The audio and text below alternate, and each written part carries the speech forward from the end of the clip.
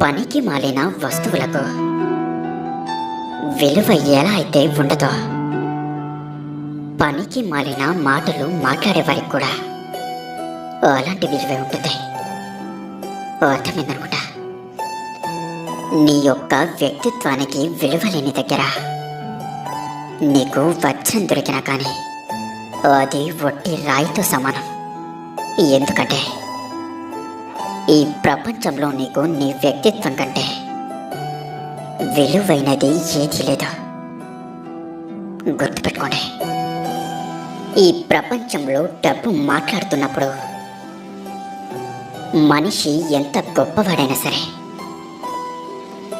మూగవాడే అయిపోతాడు కదంటారా.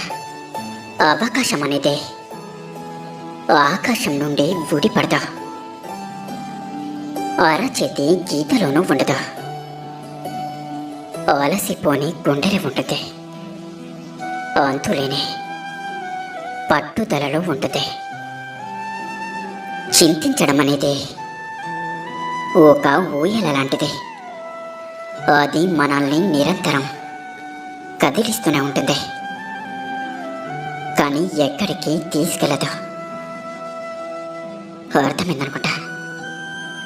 ద్వేషాన్ని ప్రేమగా, చీకటిని ప్రకాశంగా, విరోధాన్ని స్నేహంగా మార్చుకొని జీవించడమే జీవితం.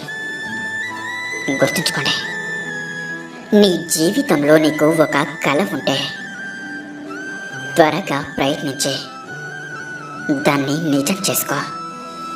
ఎందుకంటే కలలాగే మనం కూడా కలకాలం ఉండడం చాలా కష్టం.